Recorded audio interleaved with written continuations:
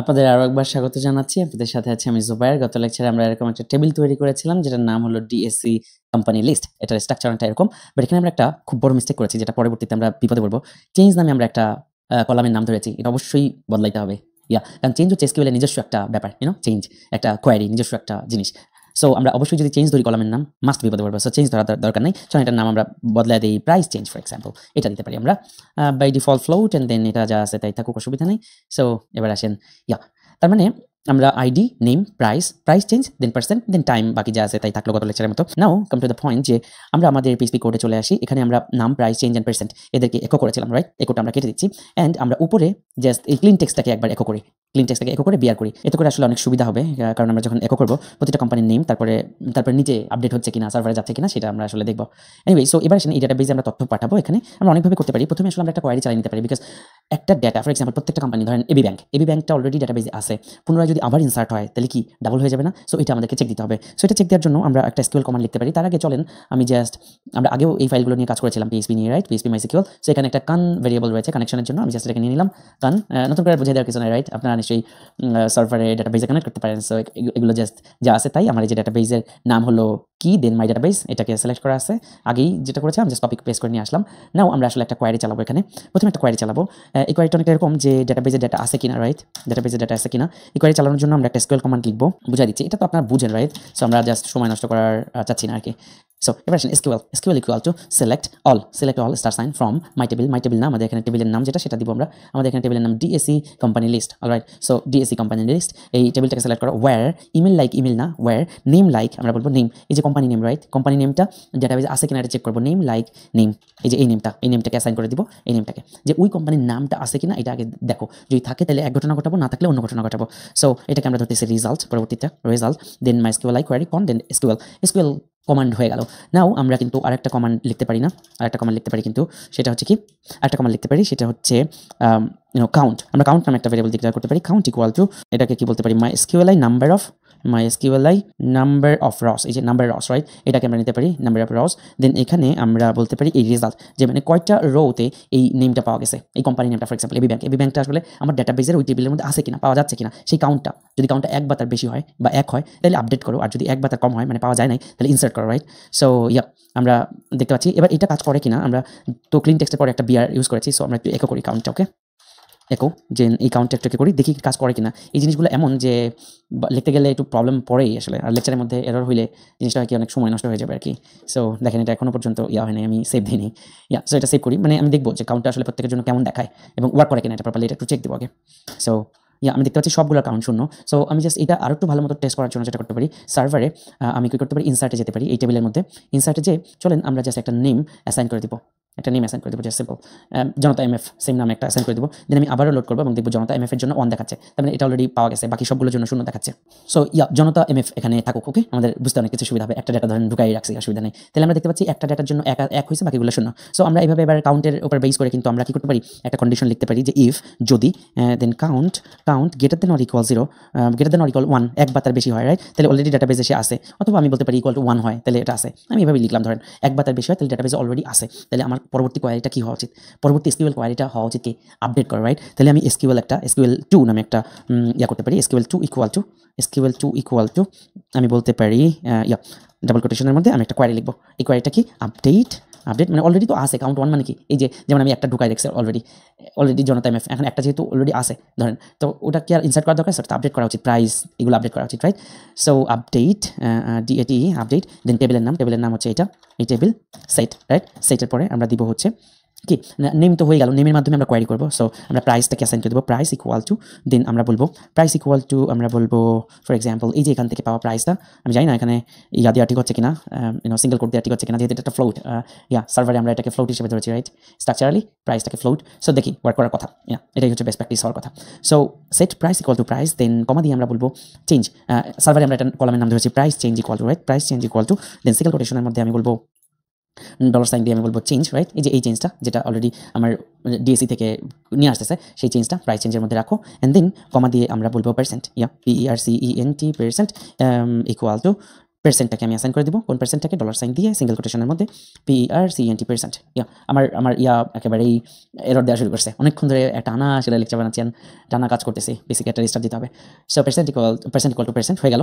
So update করো DAC টেবিলকে, প্রাইসের জায়গায় প্রাইস বসাও, প্রাইস চেঞ্জের জায়গায় এই চেঞ্জটা বসাও, পার্সেন্টের জায়গায় পার্সেন্ট বসাও। দেন আমরা বলতে পারি where, right, where name like, যেখানে নেমটা এই নেমের সাথে মেলে, এই যে এই নেমের সাথে মেলে, রাইট। এভাবে আমরা আগেও শিখেছি কীভাবে ডাটাবেজে ডেটা আপডেট করতে হয়।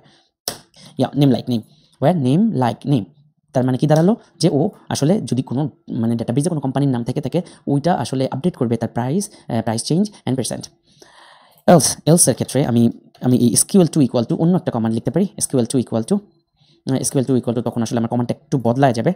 SQL2 ইকুয়াল টু আমার কমান্ডটা বদলায় যাবে এবং এখানে আমি অফকোর্স কমান্ড লিখবো হচ্ছে ইনসার্ট ইনটু টেবিলের নাম, এটা হচ্ছে আমার টেবিলের নাম। দেন ফার্স্ট ব্র্যাকেট শুরু শেষ, ফার্স্ট ব্র্যাকেটের মধ্যে আমরা কলামের নাম দিব। অবশ্যই এবার নেমটা দিতে হবে বিকজ এখন তো নতুন করে ইনসার্ট করতেছে। So name, then price, price, কলামের নাম হবো দিতে হবে। Then price change, right, price change, then percent, এই চারটা হচ্ছে আমার। দেন পার্সেন্ট, দেন এটা হয়ে গেল। দেন আমরা এর মধ্যে ভ্যালুস হিসেবে অ্যাসাইন করে দিব, VALUES ভ্যালুস, ফার্স্ট ব্র্যাকেট শুরু শেষ। এটার মধ্যে আমরা আসলে প্রত্যেকটা নাম, প্রাইস চেঞ্জ এগুলো অ্যাসাইন করে দিব। সিঙ্গেল কোটেশনের মধ্যে আমরা প্রথমে বলবো নেম, দেন আমরা এটাকে একটু কপি পেস্ট করে নিয়ে কমা দিয়ে আমরা দ্বিতীয়তে বলবো হচ্ছে, দ্বিতীয়টা কি নামের পরে প্রাইস, রাইট। সো তারপরে আমরা কমা দিয়ে আবারও কপি পেস্ট করতে পারি এবং তৃতীয়টা কি বলেন তো, চেঞ্জ। যদিও তৃতীয়টার নাম কলাম নেম আমরা চেঞ্জ করেছি, বাট এখানে আমাদের এটা চেঞ্জ, রাইট, চেঞ্জ। চতুর্থটা কি, চতুর্থটা হচ্ছে পার্সেন্ট। সব কিছু ইনশাল্লাহ কাজ করে যাবে। যদি কাজ না করে তাহলে আমরা বুঝবো এখানে সমস্যা থাকবে ফ্লোটের এখানে। এনিওয়ে আশা করি কাজ করে যাবে। সো নাও এবার আমি জাস্ট এর মধ্যে আসলে SQL কোয়ারিটা এখনো কল করিনি। নাও আমি SQL কোয়ারিটা কল করে দিতে পারি, রেজাল্ট ইকুয়াল টু এখানে কল করতে পারি, অথবা এই ইফের পরে ইফ যদি থেকে থাকে তাহলে আপডেট করো, না থেকে থাকলে ইনসার্ট করো। এর নিচে এসে আমি just result two equal to MySQL query then SQL2টাকে এক্সিকিউট করে দিতে পারি।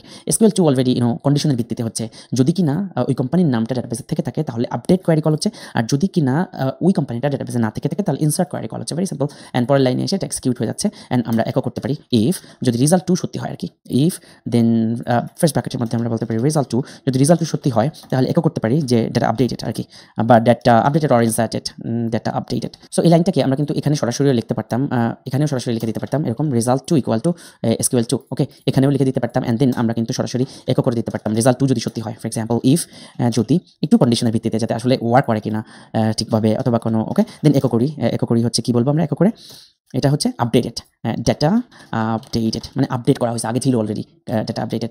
আর সেমভাবে আমরা যদি এই দুই লাইন এখানেও কপি পেস্ট করি, দেখেন সেম জিনিস, জাস্ট এলসের ক্ষেত্রে একটু আমি ঘুরায় বলবো, else result two equal to MySQL query con then SQL2টা এক্সিকিউট হবে। অ্যান্ড ইফ রেজাল্ট2 সত্যি হয় তাহলে একো ডাটা আপডেটেড না, এবার বলবো আমি ডাটা ইনসার্টেড, এতটুকুই, জাস্ট একটু মানে আলাদা করে করলাম যাতে করে আমি ডাটা আপডেট হয়েছে না ইনসার্ট হয়েছে বুঝতে পারি।